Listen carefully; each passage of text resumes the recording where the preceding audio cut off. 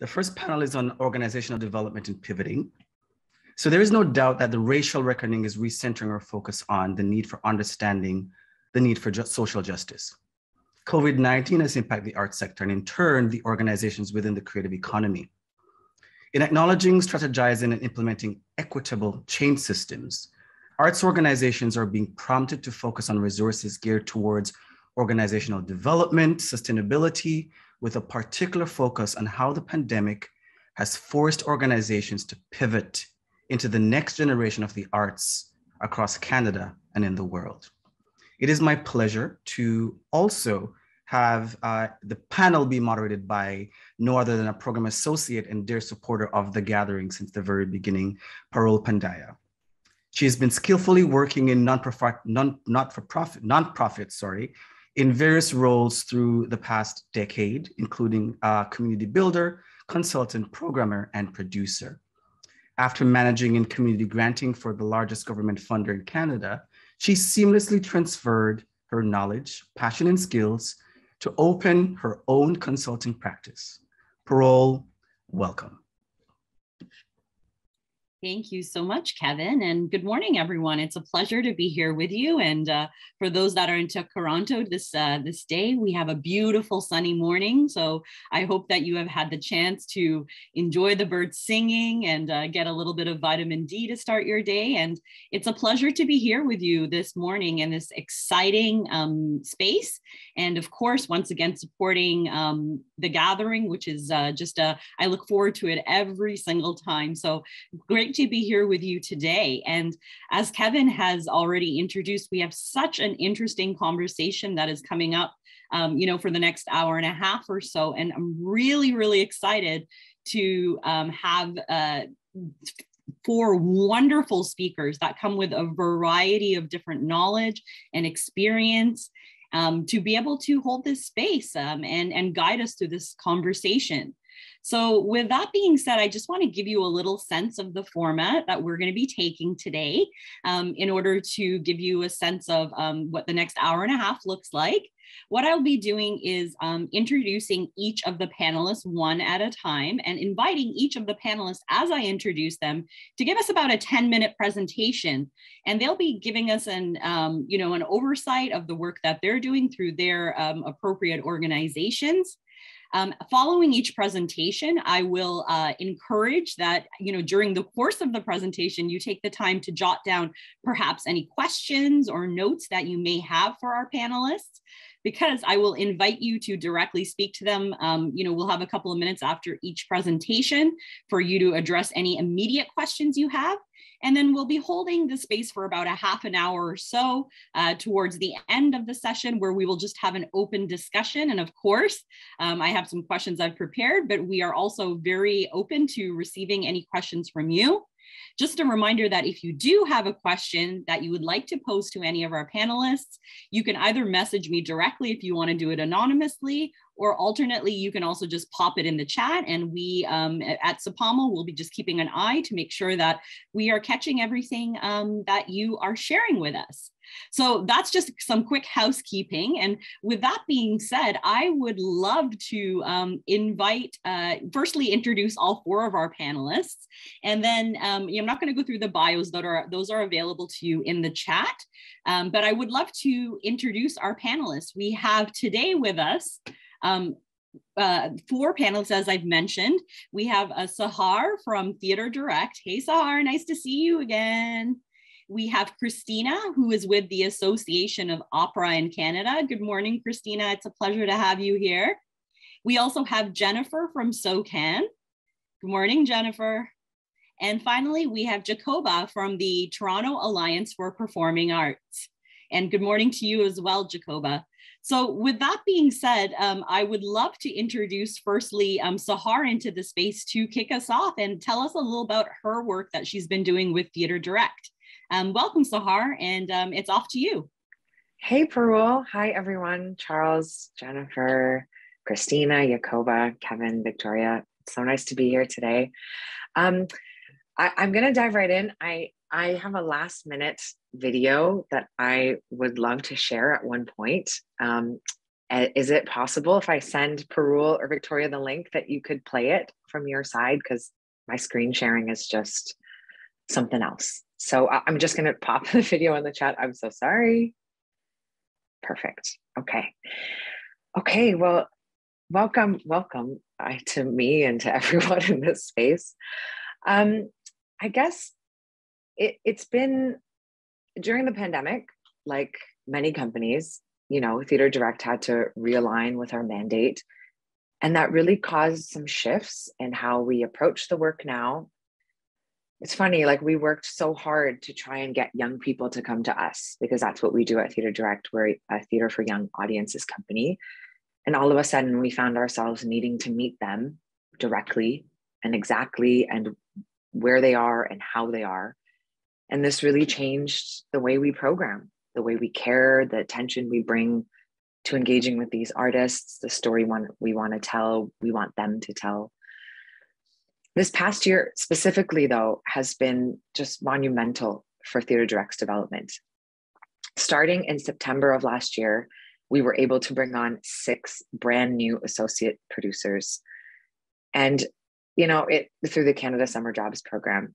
And it felt, there was a moment because we were coming out of the pandemic and it felt very odd to be expanding our very small staff of 5 to 11, you know, given the circumstances of our industry and as we were still trying to pick things up from the pandemic and how we were impacted. And we gave this cohort the name of Class of 2022. And our work this season has been to find ways to infuse these 6 incredibly diverse and incredibly smart artists into every aspect of the work we do. And I strongly believe that they have all, oh, there's my dog. They have all, each and every one of them changed the shape of this company from what it was to last September to what it is now. So we hired Alton Wilmot, Kira Ford, Cassie Hope Aubin, Reva Lokonde, and Mesmin Bhojani and Justin Eddy. And these artists were emerging in the sense that they have only just graduated or they've been out of school for a year or two, but their will for change and a out with the old and demanding of the new has been so inspiring to watch. And it has impacted my work personally, creatively, and producing over the course of this year. And I'm just going to share a few ways Theatre Direct has developed directly because of working with these 6 young folks who are, like I said, just dynamic. One of the biggest things was our Creation Warehouse. And Creation Warehouse leads the charge in all of our programming for young kids, from pop-up performances to PA day camps, to March break camp, summer camp in Hyde Park last year through Can Stage. This year, they're back at it again. These kids just spend all day outside and they work toward creating their own piece of theater outside for their parents and audience members. Their Creation Warehouse is piloting several new initiatives that is supporting young people of color, expanding their knowledge in the process. They have led the curation of 28 Days of Black Excellence, where 28 Black artists and their work were featured every day of February for Black History Month, which then led us to question, why are we just focusing on the month? How do we expand and keep going? Which then led to the creation of the Black Dance Workshop, which will be taking place over the course of 2 PA days this June, working with the incredible Jenny Laguerre and Colette Coco Murray. It's just incredible. And not to mention the guest artists that have been invited to speak with these kids. They run the spectrum from ASL interpreters to Indigenous elders. It's been incredible to see how it translates and how these young people are creating their own land acknowledgements. And I'll ask Victoria if it's possible just to share the first few moments of the video that I sent, where these kids, after their work with Rose Stella, they created their own land acknowledgement for the show.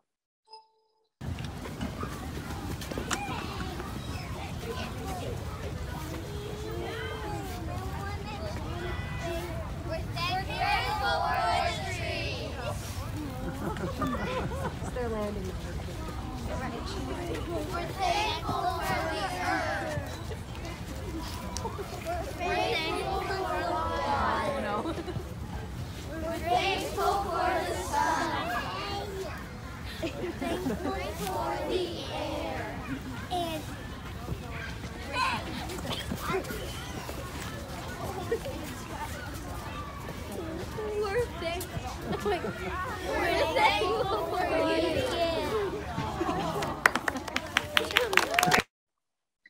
that was just a little snippet, and it was amazing. We had Rose Stella come in and have a personal session with these young people, and they covered things from everything from the dish with one spoon covenant to just understanding what thanking and acknowledging actually means. So that was kind of Creation Warehouse. And I'm going to shift to talking a bit about our Forward March Festival, which was just a huge break in the process of how us at Theatre Direct approach and curate the producing and creating. So the class of 2022, they curated the Industry Series, which is a series that runs in tandem with the festival, which features brand new works by emerging artists for young people.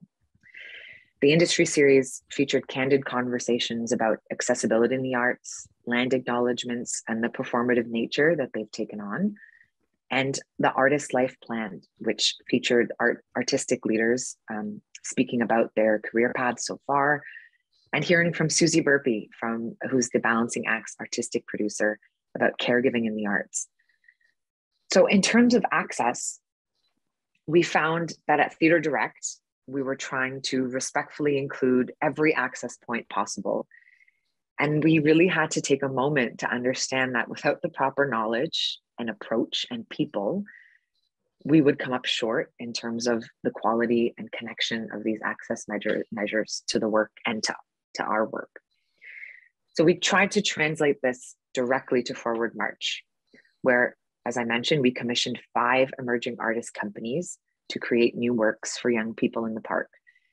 Now, we asked them to choose one access point, and they engaged in accessibility consultations where each company was able to dive deeper into incorporating access measures at the start of the process to have it inform the work. The learnings that came out of there was huge, because at the end of the day, we really didn't get some stuff right. We fell short in terms of some ASL interpretation. We fell short in understanding what inviting ASL and interpreters into the process means. And that was huge for our learning. And as we approach the next festival and our work next season, we're already in talks with engaging with ASL interpreters and folks on that spectrum of work to come in and consult with us on an ongoing basis to try and inform our learning. And so much of the learning is our work and our responsibility, but just trying to figure out how we approach and continue to incorporate as we move forward. Then we heard the class of 2022's need to redefine their approach to acknowledging the land and what that means. And as I mentioned, we were able to work closely with Rose Stella, who's just so incredible. And Rose consulted with each company on their approach to land acknowledgements and sharing Indigenous knowledge that helped us to understand what we need to learn and unlearn. And like you saw that video, that was just the kids' opportunity to engage with Rose and those teachings. And it was incredible to see each company try and incorporate their learnings of Indigenous knowledge and land acknowledgements. And it really changed the course of how we curated the festival and the folks that came and visited. Yeah, I could keep going. We have our teen programming at Next Draft. We've got 30 days of Indigenous excellence coming up in the month of June. And again, learning how we can kind of stretch that further. Yeah, but I'll leave it there because I've been talking a lot. That's why we invited you, Sehar. So lucky for you, you've been right on point. Love it. Thanks, Parul. Thank you so much, Sehar. And that's so wonderful to hear all of the excellent work that Theatre Direct has been doing. And there seems to be, one word that really stood out to me in terms of you describing the work and the approach to the work is care. There just seems to be so much care given to that. And, with care, I think it's always important to give time, right? With care and time go hand in hand. And I think sometimes, the way we interact, or we've been taught to interact, doesn't allow for that time so that we can learn about our communities and our communities' needs. So thank you for that reminder, that we need to sometimes slow things down and take the time to really build from within and the infrastructure from within our communities, within our artists to, support the work that they do. With that being said, I would love to turn to the folks in the space, and obviously we'll have a chance to ask some questions towards the tail end, but has anything come up for anyone that they would like to ask Sehar at this time in regards to some of the work that she shared through Theatre Direct? Anything at this time? If not, then I will introduce our next panelist, but with that, prior to that, are there any questions at this time that are just burning and you're willing to ask and wanting to ask? So we have a question here for you, Sehar, and this is from Kevin, and I'm just going to read it out, and I would love if you can reply to this. Curious about Level Up and the exploration for caregiving in the arts. Would you be able to elaborate that for us on that, Sehar, a little further? Absolutely. So Balancing Act has just, and Level Up in general, has just been such, again, another monumental impact on the work that we do. And speaking of care, Parul, thank you for saying that. So in association with with PACT, the Level Up program is currently, and Balancing Act is presenting these national roundtables. And the roundtables are covering all the initiatives that Balancing Act is doing, the flexible working models, the Compassion Fund, and oh gosh, of course I'm blanking on the last one, but I'm going to pop the website also here so folks can see it here. Excellent, thank you, Sehar. Yeah. And it's been a really interesting journey to see how it's unfolded, working with the companies and collectives that Balancing Act has to pilot these brand new initiatives into their own companies. I've been privy to a few conversations about the Compassion Fund and the flexible working models. And it's discouraging and encouraging to hear these companies speak about how the real disparity for caregivers in the arts. And speaking personally, I'm not a direct caregiver to a young person at this moment. I have my parents, but I'm fortunate that they're still able to take care of themselves in those regards. But I know growing up, and even now, thinking of having a family in this career and this world was just unspoken. I would be like, I can't have kids. Well, how am I going to act? And how am I going to produce? How am I going to make a living and support these young mouths to feed? And then to see how many caregivers have left the industry because of these same issues and problems. So that's the discouraging part. But the encouraging part is to see some of those caregivers come back and engage in these conversations about what is it to supply childcare and rehearsals. It's like unheard of, but it's also like, why is it unheard of? Why can't we break it? And I think a lot about back to the work and back to some of the stuff I was saying at Theatre Direct, where we've just been really forced in the best way to break out of the ways that we've been working. And that both in how we support and care for artists and how we support and care for the artistic process. And both of those are so intertwined. I'm learning that personally through Balancing Act. Yeah, just a little snippet and a personal snippet, but I'm happy to discuss further too. And the website's there, and Susie Burpie's an incredible resource as well. I'll say that.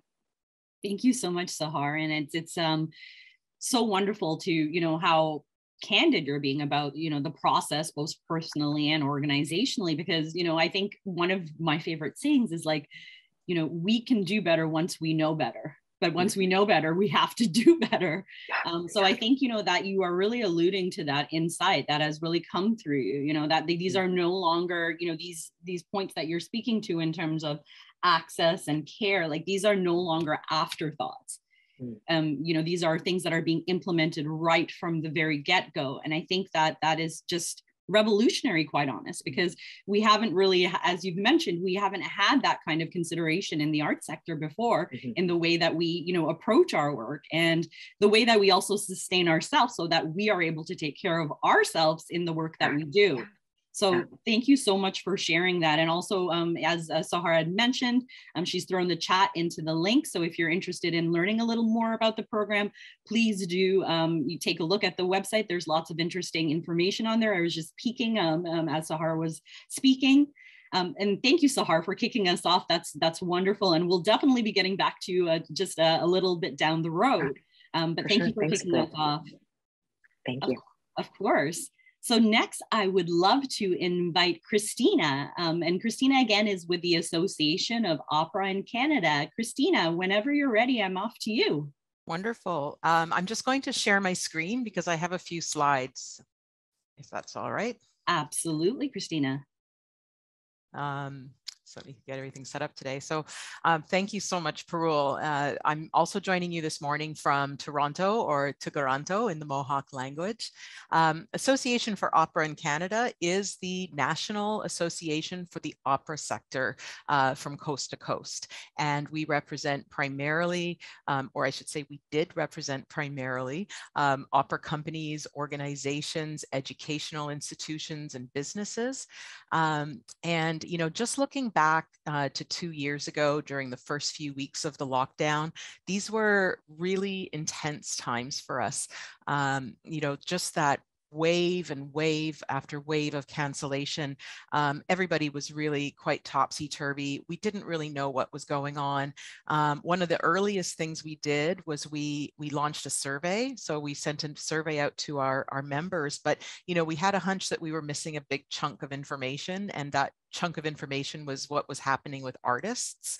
And we actually didn't have any artists in our membership at this time. So we did a social media survey, and we sent it out through, you know, Facebook and Instagram, and we were completely overwhelmed with responses. We had over 500 responses. Through that one survey, we learned that 60% of artists were in need of immediate aid for basic necessities within 1 month. And then half of them were going to need that aid within 2 weeks, and 1 in 10 needed it right away. I'm really proud of our board. I remember after we got the results of that survey, we sprang into action. We struck an immediate emergency opera artist relief fund. It's still open to this day. So we've been providing relief funds to opera artists for the past 2 years and a few months. That was our pivot one, I would say, you know, realizing that artists have been severely and disproportionately impacted by what's happened with the pandemic. And that up until this point, you know, our organization wasn't really about artists. We were representing organizations. So this was an opportunity for us to pivot and recenter artists as being a really important part of the conversation over the past 2 years. So along with the relief fund, we also created a new category of membership for opera artists, which was entirely free, and it's still free to this day. We provided dues relief for all members for the first year. We continued to launch surveys and conducting research. One of the things we learned was that early career artists were again disproportionately impacted amongst the field of artists, and were experiencing very high levels of stress and anxiety and pessimism. And all of this factored into our decision to create a new fellowship program for these early career artists, which is now in its second year. Organizationally, we grew again, so sort of mirroring some of the things that we heard from Sehar. It was a very strange thing to actually grow during the pandemic. We had some operating funding that allowed us to hire one full-time person, which actually we took and we leveraged the CEWS, and we used that opportunity to actually create 8 part-time positions that summer. So actually each subsidy from the CEWS funded the next employment opportunity. So we literally grew from 1 employee to 9, like overnight. Membership growth, we grew from 130 members to 400. That first year of the pandemic, it was our 20th anniversary season. So, we kind of had to go ahead with some weird celebration. And that also coincided with a rebrand, because before that we were known as opera.ca. So we had this rebrand of the association. We had a new website. And then if that wasn't enough, we had just been notified days before the lockdown that we had received a $500,000 Canada Council digital strategy grant. So throughout much of the 2020 and 2021, we were in consultation with members in advance of the release of our new strategic plan, which we recently announced in November, just this past November, called Resilience Through Equity. So that's just sort of like a really high level of a whole lot of changes that happened over the past 2 years. But the thing I want to focus on while I'm talking today is the development of our resilience framework. And resilience framework is a new set of indicators that companies can use to track their internal progress in becoming more equitable, sustainable, inclusive, and resilient. So just backing up a bit, so that $500,000 digital strategy grant we got, it was to digitize our Opera Civic Impact Framework, which is something we developed like 5 years earlier. But because we learned about the grant days before the lockdown, we were taking our time trying to figure out how to accept it and make sure that the project was going to be contextualized for our times. And one of the ways we did that is by adding this new framework around resilience. Because we recognize that people talk a lot about resilience, but nobody actually knows what it is, and if you don't know what it is, then, how do you know when you have it or when you get there, right? And I think that there's a lot of thinking about resilience, that resilience maybe means like a certain kind of rigidity, like you just have to like lock yourself in and don't move, and then you're going to be resilient. But I'm always reminded of that saying that which doesn't bend breaks. And so at AOC, that's our short form, AOC, in our strategic plan, we positioned resilience as an outcome of achieving equity. So resilience is, if you think about resilience as a definition, if it's the ability to withstand future shocks, one of the biggest looming brick wall shocks that we're all going to run into soon enough unless we change is the sector's need to better reflect the diversity of our population. So AOC defined resilience across 4 theme areas. The first one being equity. The second one being thriving work environments, innovation and new works, and organizational resources and adaptive capacity. And I'm going to, I'll wait till the end, but I'm going to just provide a link to the framework so that you can see it. And so I'm just going to walk you through some of them really quickly.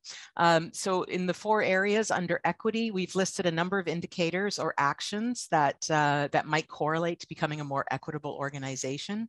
And some of these include developing and implementing formal equitable hiring strategies, anti-harassment policies, and a code of conduct for all staff members that includes a commitment to anti-racism and anti-oppression. Requiring, offering, and funding anti-racism and implicit bias training for all employees. And again, at AOC, we have been offering this for our members. We've been doing it for senior staff as well as board members. The importance of gathering identity-based data from all your staff, board, and program participants, and then comparing that identity-based data to your local demographic data. And then making your organization's identity-based data publicly available, because I think that's really good to show some accountability and some transparency. Under the next category, which is thriving work environments, so we're tracking the provision of things like, again, mirroring some of the things that Sehar was talking about at Theatre Direct. Do we provide childcare on site? Do you have flexible work arrangements, transparent salary ranges for all publicly posted positions? Do you offer RSPs? Do you include artists on the board? the next two are very specific to the opera sector, but do you have a transparent audition calendar? And do you provide mentorship, apprenticeship, residencies, and work learning opportunities? And under innovation and new works in the opera sector, where we acknowledge that there's a certain Eurocentricity in the art form. And so we're also tracking how companies are striking a balance between traditional works and the development of new works, and how they're exploring new works by creators who identify as belonging to equity-seeking groups, how they're developing intergenre works, how they're adapting works to eliminate harmful stereotypes, because we have some harmful stereotypes in the canon, and we have to be responsible when we present those operas, as well as holding events that would contextualize content in operas that may not positively resonate with our contemporary world. This is the one where I say, you know, if you're going to opera responsibly, because you know, there are themes in opera and events in opera storylines that do need to be addressed and contextualized. And the last theme area in our resilience framework is adaptive capacity. And here we recognize that in order to create change, you're going to need a certain amount of capital. And so here we're tracking things like having a board designated operating reserve. Does your organization have an endowment? Do you have a surplus that can be reframed as a strategically designated fund for things like risk capital, or like some special project that you want to undertake in the next couple of years? Do you have a longer range budgeting process? And and then of course we also look at other indicators like your working capital ratio and program coverage. And because this is a part of our strategic plan, the way that it works is that it actually exists as a survey for our members. It's a self-assessment. So it exists on our Opera Impact platform, but it also exists as a survey monkey. So anybody who can't access the platform because there is a cost to it can just participate in the self-assessment themselves through the Survey Monkey link. And organizations, they're not given a numeric score. Indicators are presented as actions that a company might take to become more equitable, and they can score themselves along the lines of excellent, good, fair, or poor, and then they can use those indicators to set goals for themselves so they can measure their progress in the future. Again, they are given the option that they can share this journey externally or internally. Of course, we really encourage them to do it externally to be transparent and accountable. And then for those who participate on the platform, AOC can see aggregate data of how the sector is achieving certain indicators. So we're really excited about the resilience framework. We're just getting companies onboarded to it right now. So we've only had about 2 or 3 companies that have participated so far. But like I said, I'm going to share the link to the framework for you and encourage you to explore it yourself. If you'd like a link to the Survey Monkey as well, and I'd be happy to set up your own collector if you want to use it for your own organizations. Just send me an email. And that's pretty much it. So it's been an honor to speak with you today, and I'm happy to answer any questions. Thank you so very much, Christina. And may I start by just saying, wow, that is incredible. Just the amount of work that has already been done is incredible to hear. And it really, makes me think of systems change, and truly what, it takes in order to make systems change is a holistic approach. Mm-hmm. Looking at, behind every stone and behind every crevice. So it really does seem that, this resilience framework has been an absolutely positive, direction in terms of, alerting different areas of exploration. And I love the idea around the accountability. And I think that's absolutely critical, that we don't work, behind closed doors, that we share with, our communities, and we share with our artists and our public what it is that we are doing, and, and hold that accountability even in failure. And I'm using failure in air brackets because I truly don't believe there is such a thing. I think it's more just like it's a learning opportunity.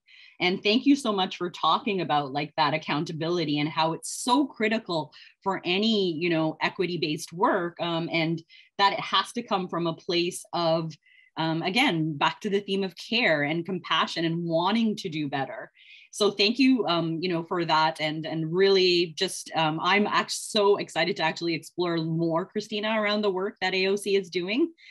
With that being said, I would love to ask, are there any questions at this time, you know, that have come from Christina's presentation? Again, we'll have an opportunity to engage as a group as a whole towards the end of the session. But any burning questions right now that, you know, you would like to ask of Christina? Jennifer, I'd love to come to you. So, Christina, I'm just fascinated by this framework. I think it's a really brilliant way of pulling so many pieces together. I'm definitely going to be exploring this document much more. How, when you were going out to your other organizations or who's filling this in, what was the onboarding process for them? You know, to show them the benefits of this resilience framework. So the onboarding process, it's been very much nested with the other frameworks on our platform with our organizations. First of all, I want to say we have really strong buy-in for our strategic direction. So our entire strategic plan, Resilience Through Equity, is the result of like a year-long consultation process. And you know, the plan is very reflective of what we heard from our members. So the buy-in is very strong there. We had a process of onboarding our members to the civic impact framework, but we recognize that there's actually two evaluation journeys that need to happen. So as organizations are measuring the impact they are having on their participants, you know, they are also needing to reflect on how they as associations as organizations are changing themselves as they're delivering this program. So that's the whole sort of self-reflective, self-assessment process, because, you know, this is not all like this colonial, I mean, that's one of the colonial evaluation challenges, right? Is that, you know, as evaluators, we're intact, right? And we just carry out programs and we measure the impact of all of our programs. But, you know, is it really useful for us to think of ourselves as being like unchangeable and unmovable, right? And we have to recognize that, you know, we are as much impacted ourselves by the work that we do, as much as we are, you know, having an impact on other people. So in that sense, you know, the resilience framework provided that, that accountability and that structure for thinking about what those internal and organizational changes are and what they would look like while people engage in things like civic impact evaluation. Thank you so much for that, Christina, and such a thoughtful response as well. Any other questions for Christina before we invite our next speaker into the space?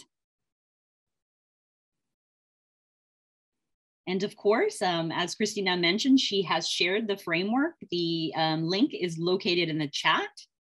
Please do check it out. There's lots of wonderful information there. And thank you so much for that, Christina. It's much appreciated.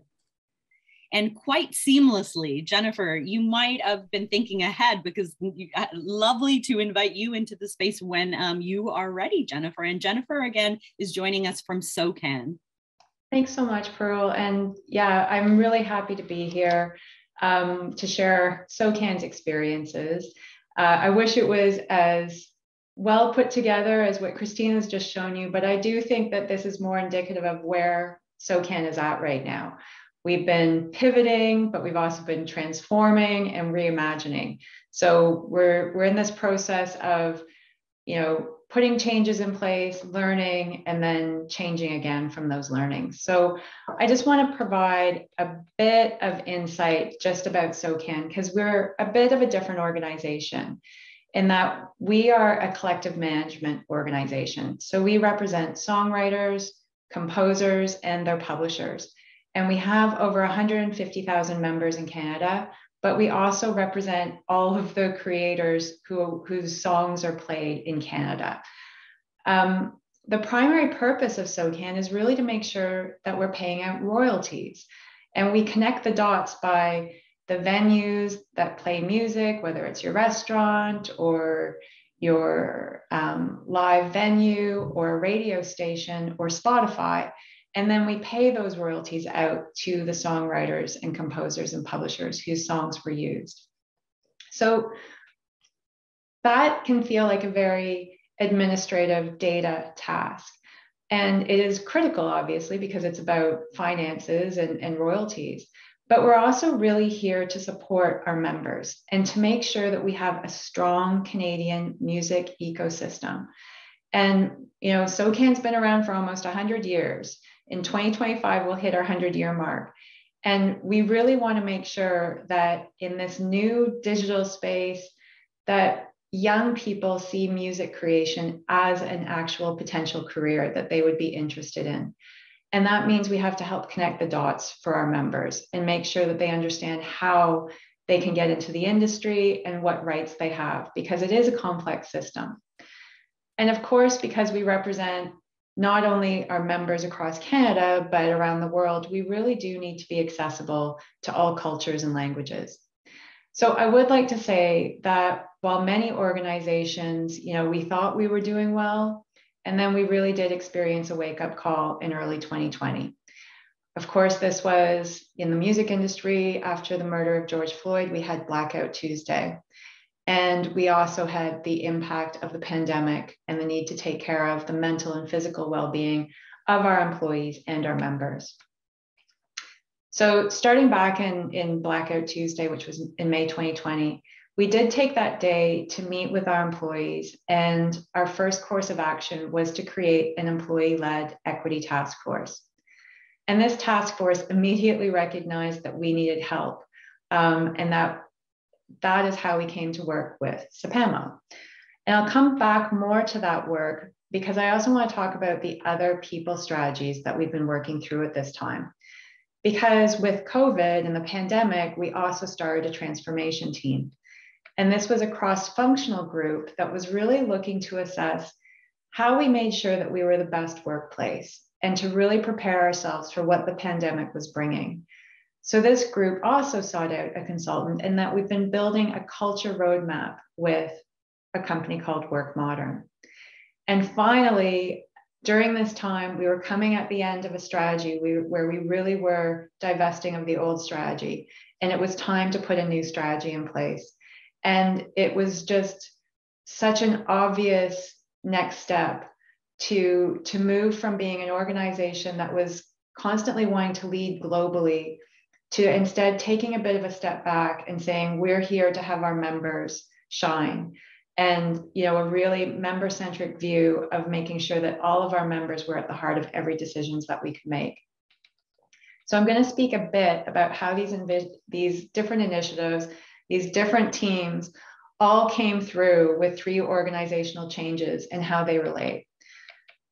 So first, with the Equity Task Force and our work with SEPAMO, we needed to really start from the foundation with our diversity, equity, inclusion, and anti-racism work. We started with a full review of our policies and a survey of our employees and a lot of foundation work that has happened, and including several new policies and several training programs that have started, including, again, at the basics on harassment. And this might sound very foundational, but this was where SOCAN was at. And it also made us look at how employees can make complaints or raise an issue. And for that, we've really had to go back and make sure that we have these frameworks in place for our employees and that we have the tools and resources trained and available for them. And this is already starting to be a better offer and a more consistent offer for our more than, almost 300 employees. On the member side, we also acknowledged that we needed to reflect the diversity of our members. We are really lucky that also during this time, a new collective started in the music industry called Advance, which is the Black Music Collective. And they have been instrumental in our help in making sure that we could start understanding about job postings a bit better, and working within the music community to identify candidates. We've also built a paid internship program. Again, making sure that young people have access to understanding what jobs are in the market. And again, we've worked with many in the industry to make sure that we're getting out to as many different communities as possible. And this is a great benefit for us, and that it's also helping us find new talent on projects, on analytics, and on frontline experience as they deal with members. And I also want to say that this work also extends to our own employees. One of our beyond our employees, one of our policies that we've now committed to is our procurement process, and making sure that all the vendors and suppliers that we work with also have DEI anti-racism policies in place. Now, on the member side, it is much more difficult to navigate, and we are really starting our work there. We have put all of our work now is public on our website, so all of our members can see what we're doing. And we have really looked at where we have missed some of our community, and that really first and foremost came out of the survey that we did with SEPAMO, was the Indigenous community. The fact that we work in English and French, and are we really supporting the languages of creators?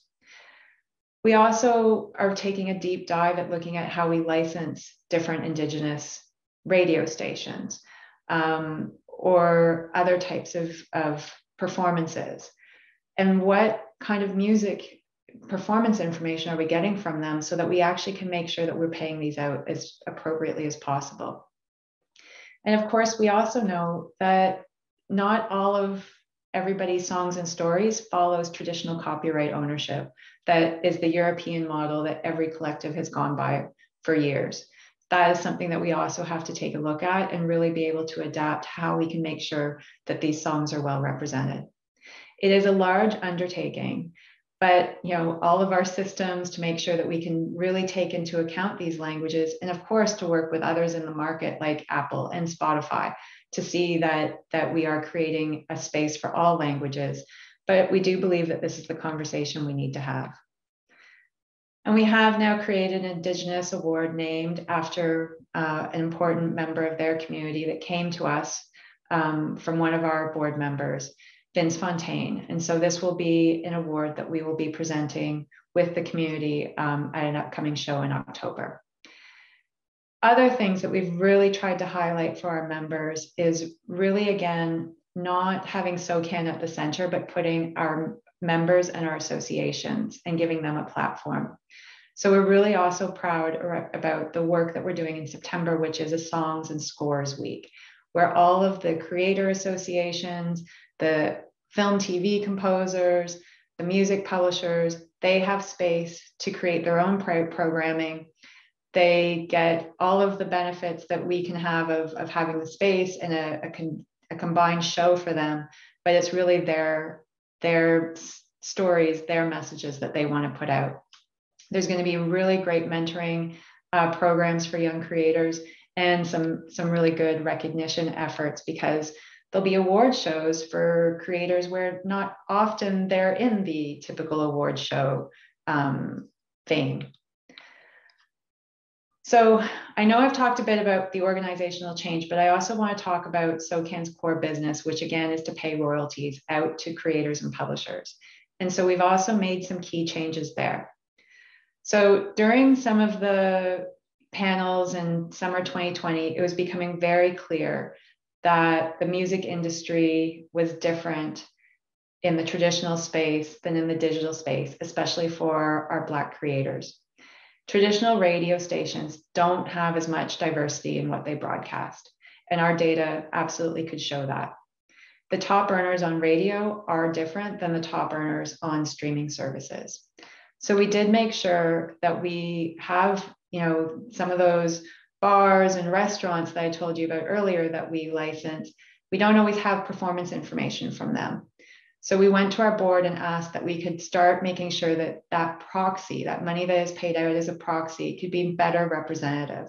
That, if people are choosing to listen to different music on streaming services, we should be making sure that a lot of the money that flows from spaces is being put to that royalty stream. So that has been able to go through, and that is starting to change the digital distribution. We've also changed our distributions to make sure that, again, where some of our younger creators are first performing live, hopefully post-COVID, and definitely before, that was going to be much easier for them to be paid out a royalty. We did that with online concerts, really making sure that was fast. Within 3 months, you could get paid your distribution for your concert. And then in the live world, making sure that there's as few barriers as possible to making sure that you could get paid. And finally, back to our transformation team and our strategic planning. While the member-centric piece is a key pillar, and obviously our DEI efforts must be part of that, we have to make sure that we are continuing to representing all of our members really well. And we also have to make sure that our employees are part of the mix, that we're creating a safe and inclusive environment for all of our employees. So one of the first things that we're going to be doing is, and that we have been working on, is a culture diagnostic. This has really helped us understand who our employees are, what they want to bring to work, and what they feel they can't. And we've been through this very much in depth with an exec team to figure out how we now transform this culture, and really what are the mindsets needed to make sure that this culture can thrive. This includes some really difficult conversations. It includes real leadership training, and we've also started doing 360-degree feedback for all of the executive team. I think that this is important because as leaders running organizations, we need to be the model. And we've all been responsible for years in meeting a strategy. We've been accountable to our boards. We've been concerned about financials. But I do feel, I love the words being used today, the care, the pivoting. These past 2 years have shifted. And I would say the largest part of my job as CEO is really with people and culture, and really closely aligned with the HR team. And I'm really working hard to get there. And then again, I'm very grateful for the help in the community. And I'm very grateful from learnings, like even this morning, because our employees need more from us and our communities need more from us. And this complete organizational shift is really putting people at the center of our decisions. And that's why, while, it's funny that they call it soft skills, because it's actually incredibly hard to change mindsets. And one thing I just want to call out as a huge thank you, especially in the mindset shifting and the discussion, is we actually were very lucky to have Marie-Claude Landry, the Chief Commissioner of the Human Rights Commission, speak to our staff. And that came through SAPAMO, and she did a town hall for our employees, and it really kicked off a lot of deeper work on our action plan, because she really focused on the talk of bias and privilege, and that was really needed within SOCAN at the time. It really has started to have that conversation about the mindset shift and what we as a leadership team are working towards. So again, these are only a few pieces and initiatives that we've been working on. I hope it's starting to come together as more of a holistic thought. I'm definitely going to be looking at Christina's model. But more than anything, I wanted to say that we've more than evolved from where we were pre-pandemic. But I also recognize that evolution is ever changing. None of us work in the same environment. We all have different expectations than we did prior to 2020. And this needs to be at the forefront of us continually learning and continually changing. And I'm really grateful that there is this kind of community dialogue out there, because we are ever changing. And I do think this is a really rewarding and challenging time to be a leader in the arts. Thank you so much, Jennifer, for sharing, where SOCAN is at and some insight that you gained along the way. Definitely lots of gems there in terms of, actually, I just want to acknowledge, I think it's so important that, you shared the honesty around where your organization is. When we are working in this framework, I think it's really important, again, right, to be honest where we are and not compare ourselves to where others may be, or feel overwhelmed by the sense of, oh my gosh, there's so much to do, and we're just a small team. So I really want to emphasize that that is important, that we take in stride that we are where we are, and that it can definitely feel overwhelming. But as you've said, Jennifer, as you spoke, that there are so many folks and resources that exist out there. So I really, echo Jennifer's sentiment of seek the support that you need in order to achieve what it is that you hope to achieve. There are a variety of wonderful other organizations that may have taken on that work. There may be individuals that are able to support the work. So, continue to be open-minded, as Jennifer has really demonstrated with SOCAN's approach, that again, it takes time, it takes care, and that there is the possibility of transformation, but it comes in stages. And I think that really resonated through Jennifer's talk, not feeling overwhelmed by the process, but really taking it in stride. This is not, this is not a sprint. This kind of work is not about a sprint approach, it's a marathon. And, Jennifer eloquently said that we are here and we're in a place where we're able to support each other through these causes. And I really, again, want to acknowledge the flexibility and learning around your membership as well. And something that I jotted down, which I want to make into a t-shirt, Jennifer, is I loved that you said it's about supporting the languages of creators. And when we think about diversity and equity, often we think of it like culturally, but that doesn't necessarily always extend naturally to, engaging with artists in the language that they speak or the language in which they create. So that is such an essential thought. And thank you kindly for sharing that. With that being said, I would love to ask, are there any questions at this time for Jennifer in regards to her presentation, or anything that you may want to ask of her at this time?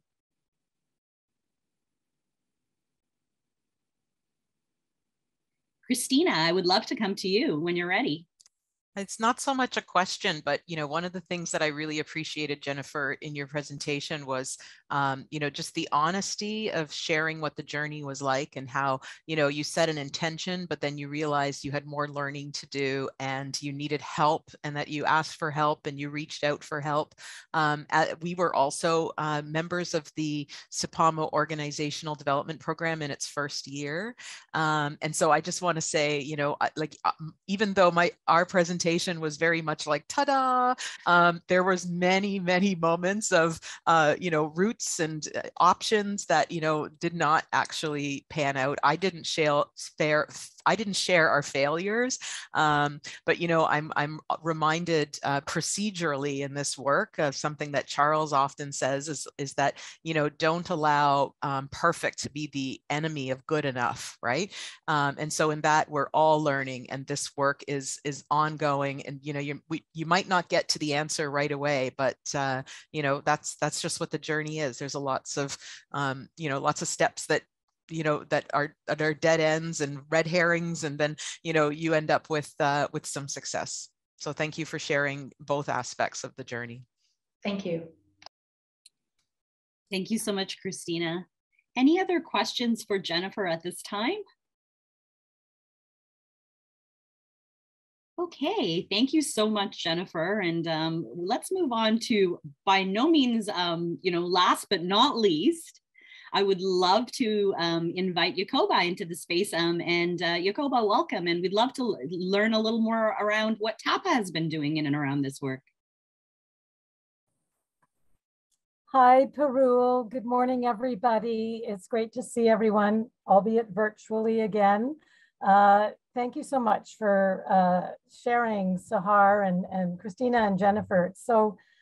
It's just so great hearing what everyone is doing, and we're all moving in orbiting around these challenges. And I think a big part of it is being flexible.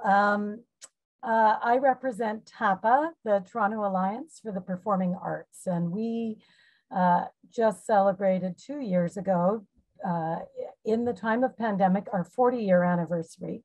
And we represent 107 professional theater, dance, and opera companies in the city of Toronto, and I am coming to you virtually from my basement in Toronto. And I wanted to share that certainly the COVID-19 pandemic has proven to be super challenging for everyone, and in particular, as we know, for the arts and culture sector. And Toronto theaters, venues were closed basically for a 2-year period. And in that time, the TAPA membership engaged in the creation of a lot of digital content. They found new ways, creative ways to operate, to continue to develop new Canadian work, to bring it to audiences. And yes, the sector has pivoted many, many times. And many companies shifted to hybrid theater and to dance and opera models. That included live streaming as well as programmed broadcasting and pre-recorded film and digitization.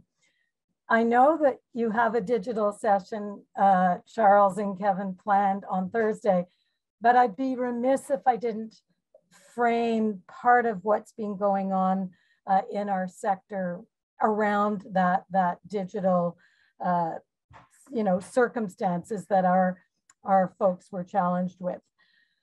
Because in addition to that, of course, there were global circumstances that happened around Black Lives Matter, the historic injustices around systemic racism, and the racial reckoning that really prompted many of our members to take the time, if they weren't engaging in digital, because not all of them wanted to, because we are a live and in-person arts practice. It gave them the opportunity to turn their lenses inward and to work and ask the difficult questions internally about their own operations, their internal board of directors structure, the systemic barriers that their organizations were facing within their own bias and within their own staff structures.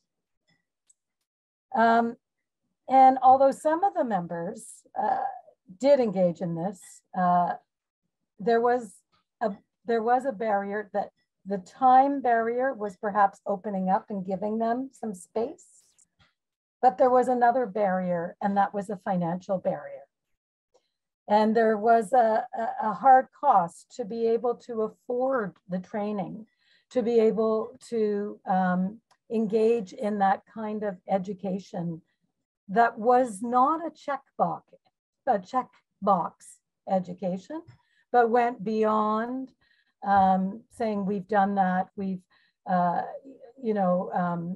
completed a course, but went much deeper to do essential work that could really ensure that we didn't go back to the status quo.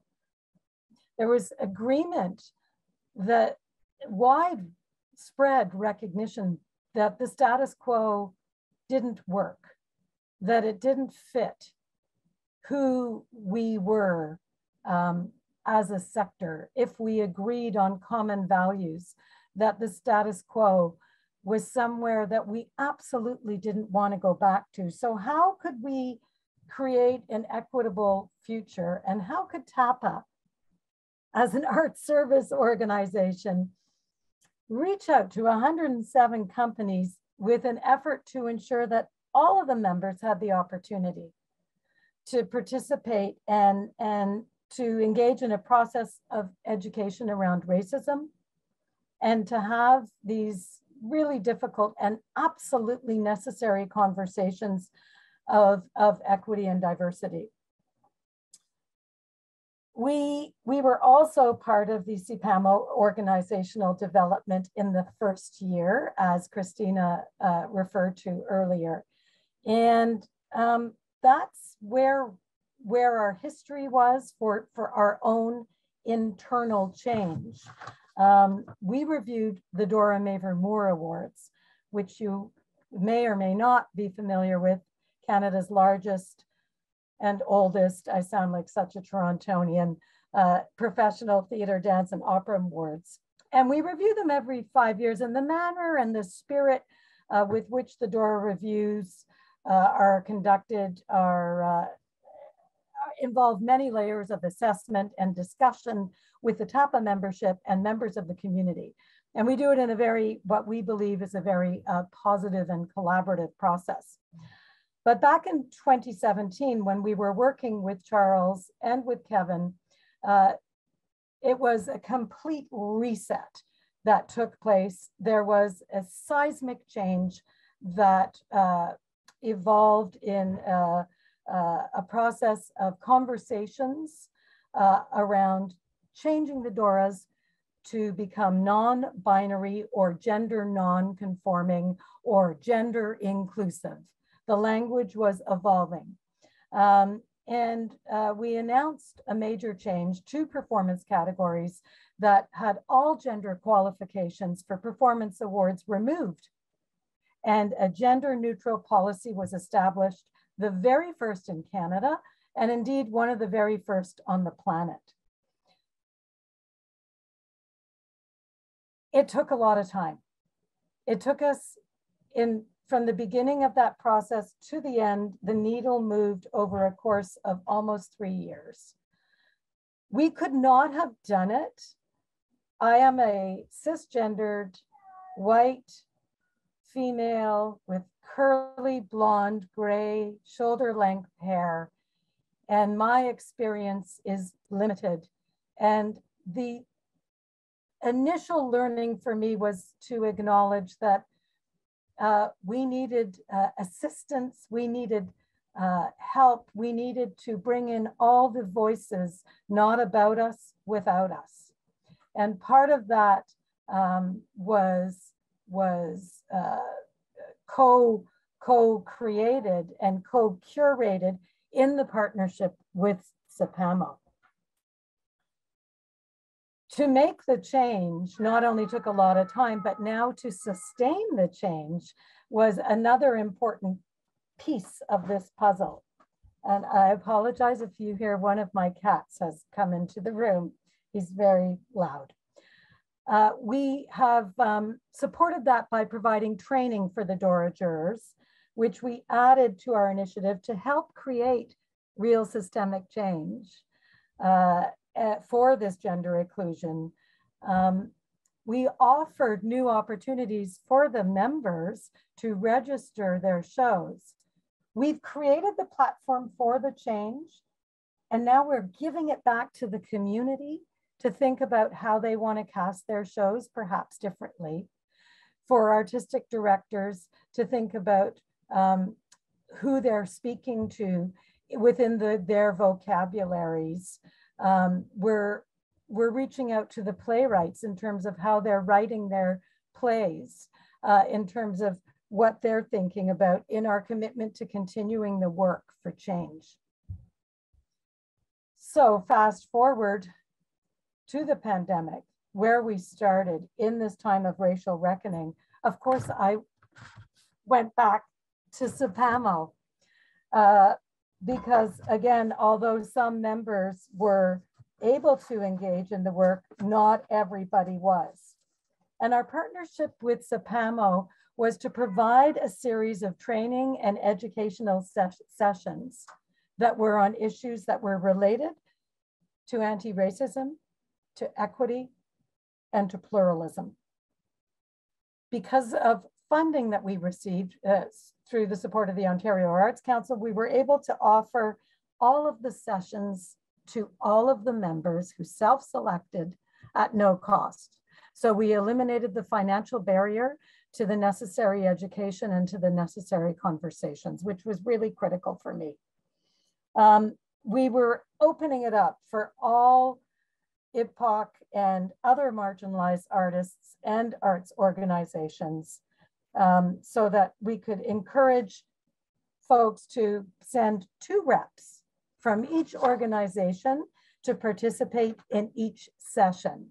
because although participation across all the sessions that we offered wasn't essential, the learning was more fluid. If you, the more sessions you could attend, the bigger the benefit would be to you.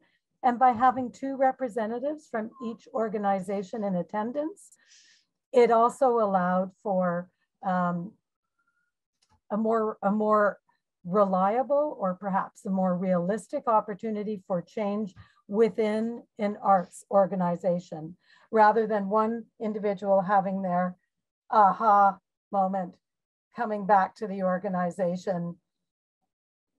The chances for change are greatly increased if you've got 2 people coming back to an organization, and there's an enthusiasm and there's a will that's fueled. 2 is definitely better than 1. I'm going to share my screen for just a moment, if I can. Parul, is that okay? Absolutely, please do. So the first series, the first session in the series was the critical response process that we offered. And there, of course, is a lovely photograph of Kevin Ormsby. But this was a really, really critical session that we opened up with after our training to the DORA jurors that allowed for a genuine conversation on how to facilitate dialogue inside organizations, and how to give the folks some real tools around contentious issues. The second, we also did not record any of our sessions, so that we gave individuals the opportunity to be vulnerable without judgment. And we gave them the opportunity to explore, I think, terminology without being self-conscious. We gave them permission to make mistakes. All the facilitators, including Shannon Litzenberger, was very bold in terms of where they were at in their own process as well. Shannon's session was quite unique because it enabled folks to explore and understand those issues and take them into action through physicality, through embodied practice. My brain exploded in that in this session in terms of the understanding and the learning around the wisdom of your bodies and trusting your bodies. A really critical session was conflict resolution, which was another IBPOC perspective brought to us by Sheila Wilmot. Again, this was offered all free of charge. And conflict resolution is an area, of course, that in terms of our internal practices and in our communications, when our members come to us with challenges, we are not trained and we are not skilled as an art service organization to give them the answers. So providing this kind of perspective was critical in the learning for us, followed by a part 2 from an Indigenous perspective that was facilitated by Clayton Windat. All of these sessions were so carefully curated by SEPAMO, with the final session on anti-Black racism that was led by both Charles in partnership with Sedna Fiati, who is also part of SEPAMO and of course part of the Black Pledge. What I learned in the sessions was that all that it was a quote that I had written down, but all that you change changes you. And the only lasting truth that we are left with is change.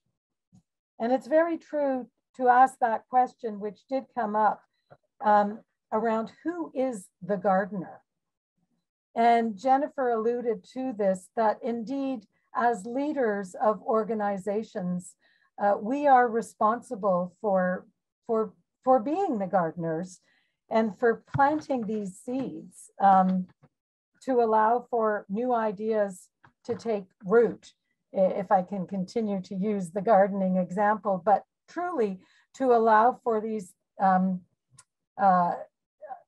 opportunities to really grow and to thrive and to spread out and ripple through our whole community, so we actually experience and start to see systemic change. So one of the ways that we did this at TAPA, beyond the training and the changes in the Dora Mavor-Moore Awards, was to create a social justice committee framework.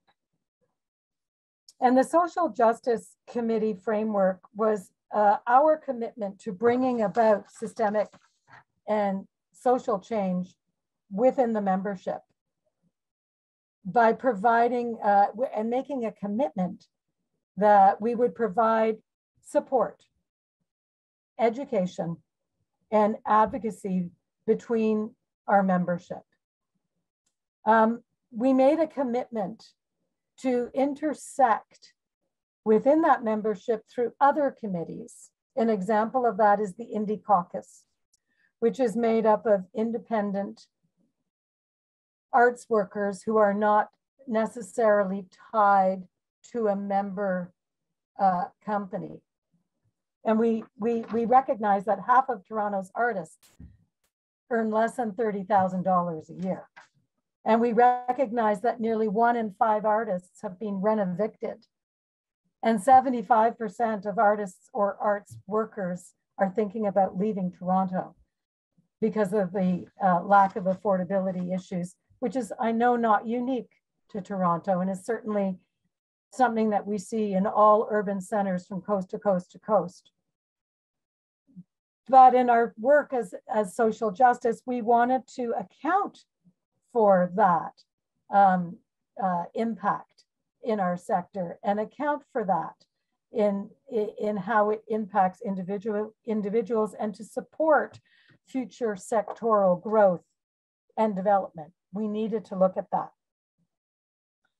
We also have a commitment to audit existing practices within our own current artistic practices and to ensure one of our very core values at TAPA is transparent action and clear discourse towards balancing these historical inequities within our own sector. And an important piece here that I haven't heard mention of this morning, but it is something that we talk about all the time, and we are acutely aware of the mental health challenges that come into play here for artists in the sector, and how do we consider those implications of mental health needs in terms of our work in social justice. So I'm looking forward to continuing these conversations, continuing our education, continuing our advocacy that also comes into place around space, the lack of accessible space, and the social justice role in accessibility at all levels, not only for physical accessibility, but for invisible accessibility challenges as well. It's a mountain that we are in the process of climbing, and we can't do it alone. So the Social Justice Committee works very closely together with our board of directors, and we have a new strategic plan process that we are going to be launching in June in consultation with our members. So we're opening up the conversation broadly to continue to be accountable in our work. I think that's everything that I want to share with you today, or that I'm able to share. I have a time limit, so I want to respect it. And I want to say thank you so much. Really, to CPAMO, it's essential for me to give them a lot of the credit to Charles and to Kevin that have impacted the direction so much that TAPA has taken. And this change, as I said, is rippling right through our community in a fabulous way. Let's see, what I'm excited about is let's see where we're going to be in 5 years from now. Thank you. Thank you so much, Jacoba. That was such an enlightening presentation, and you really gave a wonderful perspective of what it is that, really TAPA has been taking on in terms of reflection. And I really loved the, inherent self-reflection. And I think that's so critical. We have to start with understanding our own biases, because each of us individually have unconscious biases, and we bring those to an organization, whether, again, we were doing it intentionally or unintentionally. So I really wanted to, say that I really support that is, something that has been looked at. I really also, was something that came up through each presentation was the requirement and the commitment to remain flexible and adaptable. That we're not creating any sort of frameworks or, or procedures or policies that have not been informed by current needs. And that is always, leaving space for that flexibility and adaptability that is so critical to any equity-based approach. And of course, looking at change and the way that the organization can continue to support social justice movements and amplify them. The idea of striking the committee, which you have shared with us, the Social Justice Committee, who really has kind of articulated that framework and has identified the 3 pillars, if I may, in which, the work will take place, which is about supporting, which is about educating, and which is around advocacy. So, there are internal and external extensions of the work that you are doing. So that is amazing to hear. Thank you so much for that, Jacoba. It's greatly appreciated. Any questions burning in your minds that you would love to ask Jacoba at this time? And then we'll take the last 10 minutes or so just to have a group conversation and kick off a couple more thoughts. Anything at this time for Jacoba?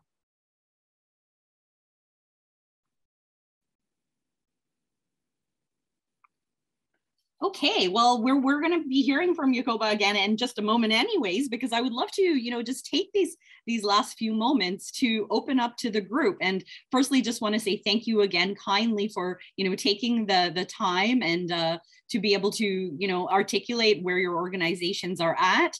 I think one of the things that really has stood out to me, and I think, is very much, again, is that each organization is at a different point in the process. And each organization has, really strongly committed to this work, beyond tomorrow, that this is like, a long-term kind of commitment that you're making. I'd love to just ask a little about, what your observations have been in and around, obviously that you are working with a variety of different types of artists in different disciplines, but obviously, COVID-19 has had such a massive effect on us, and including, the specificity of within the art sector and the work that we're doing. But what has COVID-19 and this time really, forced you to think about in terms of serving your artists differently, in terms of, meeting their needs? Are there maybe a point or two that, can come out from that in terms of how is your organization had to pivot in order to meet the needs of these artists that are perhaps different than what they looked like just a couple of years ago? And I'd love to open that up to the panel and invite you into the discussion. I can jump in. One of the things that TAPA did was we created a toolkit. We created a COVID toolkit online that offered a number of resources that was updated and is changing in real time as a living document in response to legislation that was being dictated provincially that was impacting our sector. And that was something that we specifically did around COVID. around the racial reckoning, one of the, and the COVID toolkit is on our website, and I'll put it in the chat in a moment.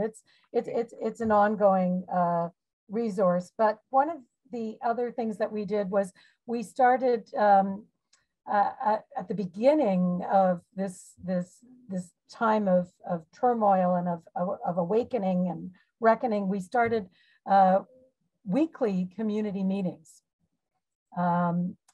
They were virtual meetings. They continue now monthly. It was an opportunity to welcome and call everybody in for a place to share, a place to talk, where people were feeling, I think, quite varying degrees of isolation. So we gave them a place to gather. Thank you so much for that. And we've learned that was so critical on a variety of different levels through these, these last couple of years. So thank you so much for sharing that. Sehar, I see your hand is up. I'd love to come to you. Mm-hmm. Yeah, I think the two biggest things for us have been transparency and access. And I think transparency around process, transparency about decisions being made. And, I think that comes with its own set of learnings, because it does open us up to artists asking questions about our process and about the decisions we make, which again is all kind of a part of the learning. And access, we introduced things like office hours, access to us, access to our space, access to the resources that we have. That's just changed everything. And just to echo what Jennifer had said earlier, I really just loved the way she explained the shift of putting the artists and the membership first.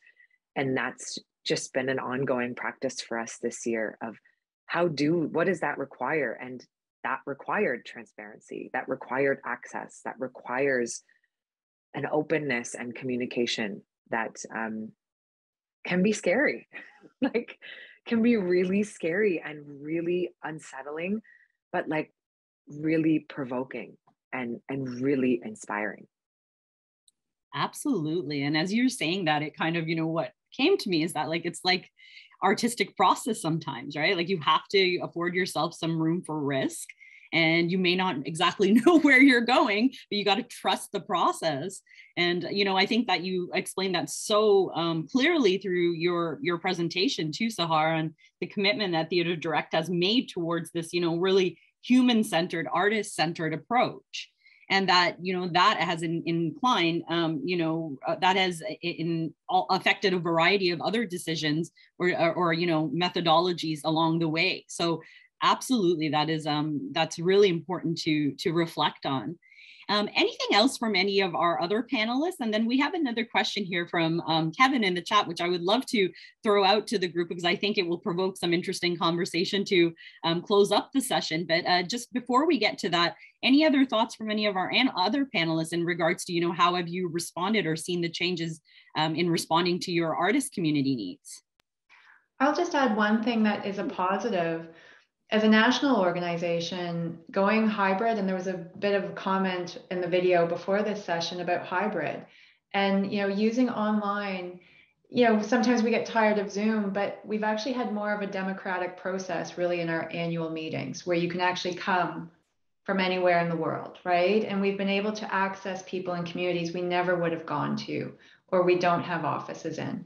So I just want to say there was some benefit there of moving to online and having actually accessibility to people that sometimes we didn't before. Absolutely. And that's a very critical point to make. We often, again, tend to think about some of the barriers that may have been caused, but there absolutely was a silver lining to that in terms of engaging with folks that we may have not connected with before.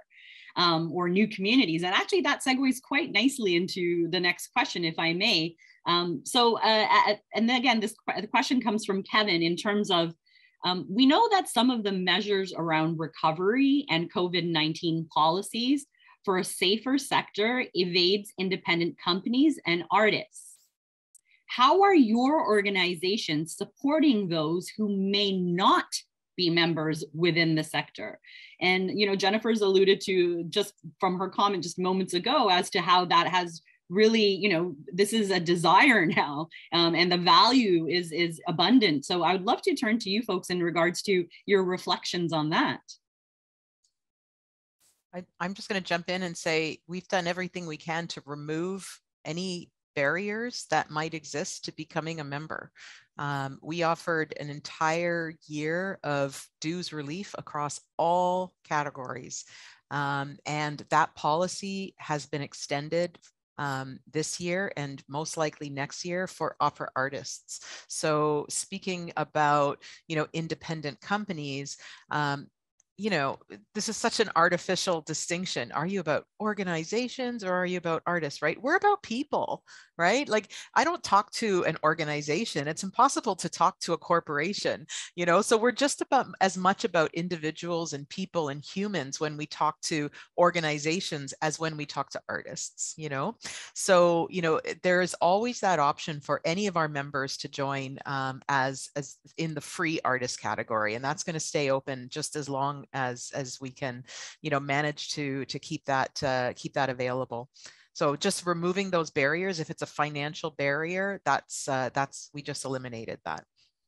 Excellent, Christina. Simple and meaningful. Jacoba, I'd love to come to you. Yeah, I have to jump in as well, of course, as an ASO, an art service organization. We were not able to offer gratis membership as Christina was able to do with the opera, but we did not raise our membership fees, and we offered flexible payment plans to anyone if they had any financial barriers, which they did not, which was fantastic to hear from them. But what we did is we also opened up to the demo, sort of as what Jennifer was saying, that there was more access for people. There were fewer barriers with online events. So we had a hybrid AGM and we opened it up to anyone and everyone, whether or not you were a member, anyone could come to the AGM, which was really great. We had a higher number attending virtually than we had in person. I guess there was a little bit of caution. It was just before Omicron hit, but we just unplugged and sort of leveled down all those barriers so that everything was open, available to anyone. And always, if cost was a barrier, they could have a dialogue with Teresa, our membership manager. So the conversations keep on flowing that way. Thank you so much for that, Jacoba. And that's, I think based on exactly what was just shared in the last two comments, we, really have to be mindful about eliminating a variety of barriers that keep folks from accessing or engaging with us. And that may be financial, but it also may be the way that spaces are actually governed, right? So there's a variety of different ways and considerations that I think that each of the panelists have taken into thought and applied and continue to think through and apply at their organizations. Now, I feel like I could literally go on with you for a half a day and you probably would be sick of me by then. But with that being said, we have reached time.